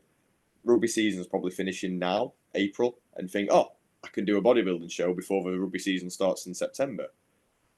You could, don't get me wrong, but I don't think it's going to be ideal because your body's been used to just training around rugby, which is, if you know what you're doing, obviously that's very specific. But if you're just a general amateur rugby it's probably just loads of heavy benching and loads of heavy deadlifting because that's what rugby blokes do in the gym. They don't really care about aesthetics per se. So, like I say, I'd have a look at your training first and at least give yourself time to get that super compensation because you may grow as much muscle as you did in your newbie phase when you were a 15-year-old first going into the gym. And it genuinely can happen. And I can cite, evidence-based stuff on that. It does happen. Yeah, I think ultimately it kind of depends what level you kind of play in that sport to beforehand as well. Because there could be some individuals that is just, I say, quote unquote, are doing like hypertrophy training, but they're playing Saturday league or Sunday league football like week on week. But the vast majority of the training, they've trained like a bodybuilder for 10 years. So it doesn't require that much of a transition. Depends in terms of like if they've pushed their body weight up, or there may be someone out there who is that rugby player and they've packed on so much muscle, they've managed to stay in a relatively decent body composition that they can diet down towards that. So it depends in the position you're at. But I'd say the biggest thing to note is like being comfortable with others judging you solely based on your physique. And if you're happy, you'll know that you'll probably get comments in the gym if you're kind of like ready through to like compete, like whether they're positive or negative through from that. Be happy with whatever someone has said from that or from the outside. You're probably using social media anyway. If you're happy with taking on board X, Y, Z with the comments, then you're probably fine with that. And you're fine with being up in front of yes, bodybuilding is a subjective sport, but it is judged based on the criteria. So have a look through in the criteria before you're actually going into the sport. Look what you're actually judged on, because I'd say the vast majority, especially first-time competitors, have no idea in terms of like what they're actually judged on, how the judging works.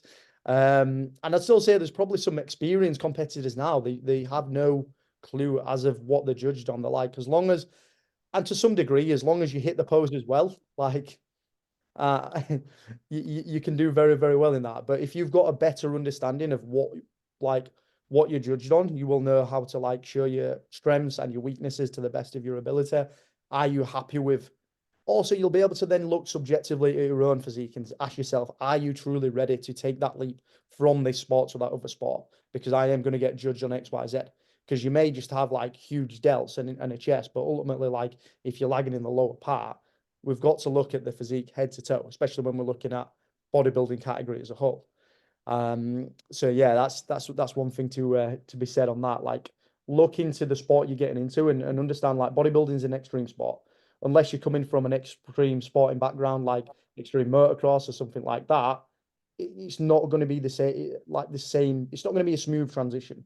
Um, so yeah, it is a very, very niche sport. That's why there is not a whole lot of people doing it. Like the sport is growing, but so is the population. Um, any other questions or anything you'd say to add on that? I've not got any more questions, but I will just say in terms of sport, shout out if you are a high level gymnast, I highly recommend you do bodybuilding. Because as we've seen, Mitch Jarvis, Yeah, ex-GB gymnast, and he's one of the best in the country, if not the world. yeah, Babacar is one of the best in the world and is now an IFBB pro off the back of being a gymnast, I believe. Like, if you're a gymnast, you're going to be a good bodybuilder. I'm going to tell you right now because the proof is there. Like, if you've spent your entire career just doing a muscle up just to start your training, you're going to have peaked biceps. Promise you. I promise you, you're going to have freaky biceps. So, little caveat. But yeah, I'm out of questions, mate. And I think unless you've got another really good one, I think we've covered a lot of bases there realistically. yeah. I've got one just to kind of like to box things off on relay, and it's from Liam Mann. And it's kind of like I know we've pretty much gone over this in previous episodes and this one in particular, but it's what to expect the week of the day of, and I think he's kind of more so regarding into peak week. Um, and yeah, it's a tough one really because it ultimately depends in terms of how you're going to approach things. You could be going on the potassium protocol, um, which I know like Bob Waterhouse and even as we mentioned in on the last episode, Steve McDonald. I'm sure a lot of I'm pretty sure it comes from Vicky McCann's side, doesn't it? The high potatoes, the bananas, the grapes, something I've Yeah. tried beforehand as well, and that itself, so it's a lot of eating as well. Um, but what to expect from that? I'd say like if I were to just skim over things, before I know you'll want to like delve into this a little bit more. But it's a case of freshening up and allowing yourself to get to a spot where you can display your best physique. So you may be running lower energy before leading up to that. So you want to freshen up so you've got good energy going into like being able to hit your poses and stay in your poses because you might be up there a long period of time. And also like if your carbs have got lower towards that side, you want to replenish them glycogen stores. So you're kind of like improving that fullness as well. But just yeah, bringing a fresh physique and the best physique, whether you go through a depletion process, that may be tough for a lot of individuals from dropping the food to kind of like the lowest from there to allow you to kind of fill up from that process. Um, Water loading or so on from that. But then the day of the week off, they're like two completely separate subjects, really. I think the day of we've kind of like covered that through in episode 2, haven't we? Really, like, well, would it be the first one, like preparing, like bringing your bands through to stage, um, like the running order and stuff like that. So if you've not watched that episode, I'd say go back in towards that. But what would you say as a whole from like what to expect from the week leading up to show? You see, you'll see a lot of updates from others as well on socials and try not hyper focus on that. Yeah, so I mean, this could be an episode in itself, and it may even be a future episode where you could just go through like what to expect in the week and the day of. But like I said, episode 2 covered a lot of that on the day, so I'll go quick fire because we've been on a long time, and this is quite an in-depth topic. So the week of, if you've got multiple shows and this is your first one, you might not be at absolute peak condition, so you may still be digging a little bit in the week. You might not even do that much of a carb up, so that side of things. But if you're ready, quote unquote, peak week is basically don't fuck around week. Like, if you're ready, the Sunday before, most shows are on a Sunday.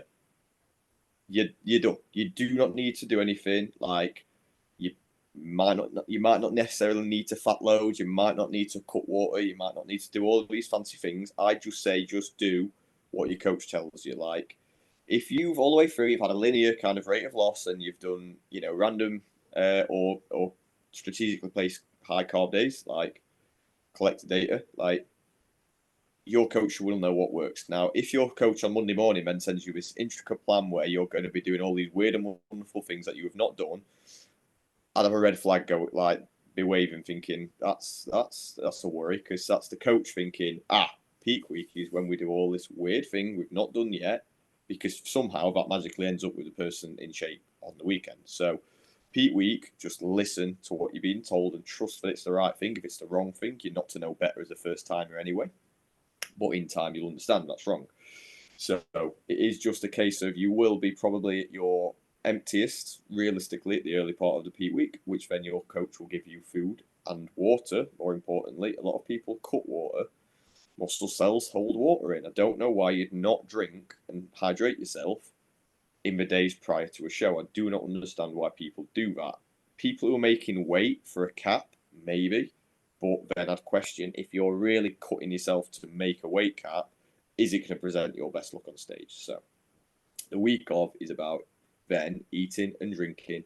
More importantly, reducing stress. Reduce stress, you look better, 100%. So that's what you're going to expect. And then usually, depending where the show is, the Friday or the Saturday, you're going to travel. Now, travel, you want it to be stress-free. You want to know where you're going. Most times, you might have a hotel or an Airbnb. You want to have all that sorted. You may even have the tan the night before, or even a polygraph. Get all that sorted. Get your timings. Have it wrote down. Old school pen and paper works, or the notes in your phone. Like, where am I going? Where am I expected? Give yourself time to get there. If you're traveling to Birmingham from Surrey, like, give yourself, it might be 3 hours. Give yourself 5. Don't get stuck in traffic, miss your tan appointment, and stress, because you'll look bad tomorrow. I can promise you. So give yourself time, plan everything, pack everything, get everything ready to go the morning of. Everything's good to go. It's all packed. You can literally then just, get in the car and get there in a good time. So like I say, ideally there's no rush to get there. You're not having to come straight from work or anything daft like that. So that's like the days leading up. The day itself, what to expect.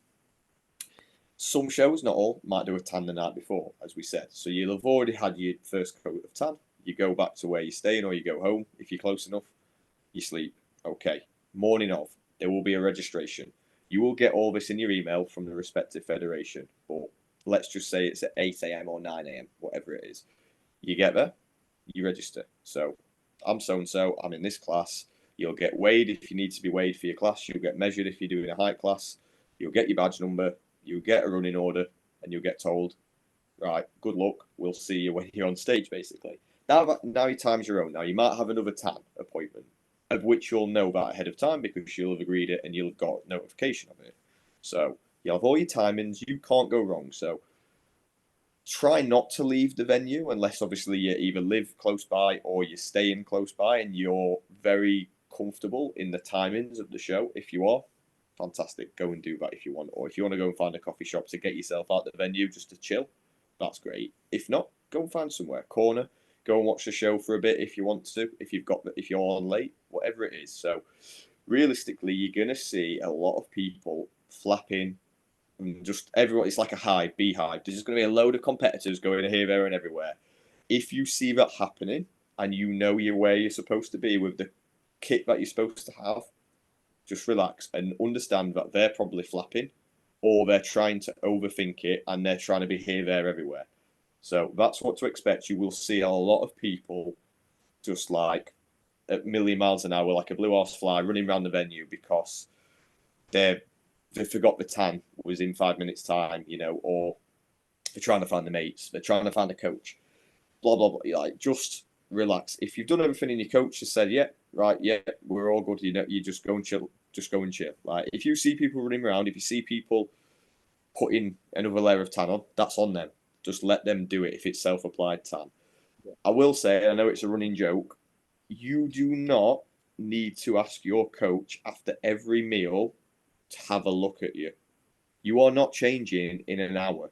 Like, particularly natural. Assisted guys, if you're doing diuretic, maybe, but even then, I've heard Chris Chapman do a podcast saying, the human body does not change in an hour. It just doesn't. Unless you've done something stupid like belted a fucking 5 guys in, or like nailed literally 3.5 litres of water, like done something you're not supposed to do. So just please stop. And also these coaches, please stop every hour getting your client to come and meet you outside to then you stand there and do the the pose and have your photograph taken of you looking at your client. They don't need that. You don't need that. If they're in shape on the morning of, when you have a look at them, they're in shape. You're not going to get 10% leaner for having rice and a small bit of chicken an hour and a half before you go on stage. They're not going to suddenly have cross-striated glutes if they didn't have them before. So stop pecking your coach's head and asking them to constantly look at you. They probably will just to pacify you, but you don't need to constantly be looked at. If you're in shape, trust that you're in shape. You are fine. And coaches, you don't need to constantly stress your client out by saying every hour, I need to look at you. You don't need to look at them. They've not changed. Unless they've gone off and done something stupid, they've not changed since you last saw them an hour ago. Particularly in these less than muscle classed, like, you know, a junior physique or a junior bikini. What are you looking at? Like, realistically, what are you looking at? So what to expect on show day is a lot of other people to be flapping, just you don't. You're going to have a tan. You're going to have someone backstage telling you where you need to be. So again, it's not on you. Someone will come up to you who works for the federation and will give you, right, men's physique, you're on in half an hour. Get ready, you know, put your stuff on and come to the pump up area or follow me. And then they will come and get you. Right, last call. If you're in men's physique tall, you should be down in the pump up room now. Again, if you're not, that's on you. You're not paying attention. You're not listening. You're not where you're supposed to be. Then, when you're in the pump up room, they will go through everyone, all numbers, all names. So you're there. So you can't be missed. Like I said, these situations accidents can happen, but on the whole, they know how much you're stressing, so they're trying to reduce that stress. So they'll just say, get everyone on. You cannot go wrong if you're listening out to your coach, what they say to do on the day, and you're listening out to the people who are running the federation on the day. Don't keep asking them when you're on. As we've joked about, they'll just get annoyed, but they will get you on stage at the time you're supposed to be on stage. And if you don't, it is completely and utterly on you, providing there's not a freak occurrence like your name isn't on the list and they didn't call you out. I don't know. But realistically, that's what to expect. You're going to expect, basically, a phrase is hurry up and wait. So you'll rush to get to registration, and then you'll wait 7 hours before you're on stage. So that is essentially what a show day is. There's a lot of waiting. There's a lot of second guessing of what do I look like? When am I on? That's what you can expect. So a lot of mind games internally and also externally. So just relax, like I said, listen to your coach and listen to the backstage worker. Those two people, the most important people in your life on show day. Forget your nan who wants to say, have a look at your herself outside and give you a cake and say, that's great. Go and see her if you want, but you can see her after the show after you've been on. Two most important people on show day are your coach and the person who's telling you when to go on stage. Right thing to be said there. And I'd say shortly behind that would be your coach, but not if they're asking to look at you every hour of the day, as we've said through on that. So then just to kind of like wrap things up from there, I'd say the week as a whole, from a training standpoint, training causes inflammation. So likelihood is your training volume may drop down slightly. It may not. It depends. Like you will know as you've gone through the weeks of prep, how your legs are. Let's say if you're doing bodybuilding and you're showing your legs, you'll know if you've got a high amount of inflammation 1, 2, 3 days after legs. You may be an individual that can train a couple of days before and that'd be fine. But you might drop that out like 5, 6 days before coming into your show day. And then show day itself, be prepared to be there all day. Like, be prepared to be there for the long haul. Because, like, ultimately, if you think like you've got the physique to be up there in the overall, you're going to be waiting around all day. Or if you're on one of these kind of, if you're doing open bodybuilding or if you're doing men physique and that's later on in the day, you're going to be on later in the day. So just be prepared to be there all day. And notify others around you that you're going to be there for the day. It's not going to be generally, you're not going to be just on and then you're just away for the day and then you can go crack on, do whatever, have your nan's tea at home or something like that. Be prepared to be there for the long haul, enjoy it, and yeah, be a spectator as well when you can. That's what I'd say. So yeah, that's pretty much a good wrap up of kind of like giving some first timers advice. I'm sure we'll go through a bit more of like first timers advice as we go through a couple more episodes and things come up. We get closer towards shows and so on from that. Then we potentially get guests on from there, and they can give us a bit more of an insight into their backstory and things they do differently, or things what went well for them as a first timer.